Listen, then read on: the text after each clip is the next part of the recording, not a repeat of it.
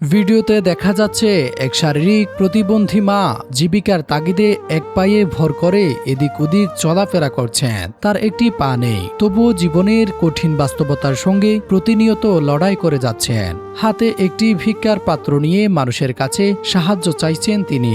ভিডিওটি সামাজিক যোগাযোগ মাধ্যমে ছড়িয়ে পড়ার পর অনেকেই আবেগ আপ্লুত হয়ে পড়েছেন। একজন মায়ের এমন অসহায় জীবন সংগ্রাম দেখে নেটিজেনরা তার প্রতি সহানুভূতি প্রকাশ করেছেন। অনেকেই মন্তব্য করেছেন, একজন প্রতিবন্ধী মানুষের জন্য ভিক্ষা নয়, সম্মানের সঙ্গে বেঁচে থাকার সুযোগ ও কর্মসংস্থানের ব্যবস্থা করা সমাজ ও রাষ্ট্রের দায়িত্ব।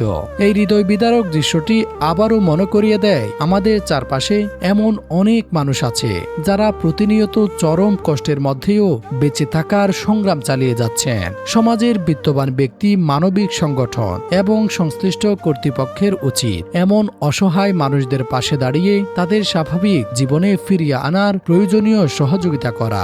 দর্শক, এই মায়ের দৃশ্যটি দেখে আপনার কি অনুভূতি অবশ্যই কমেন্ট করতে ভুলবেন না। Desk report, true news.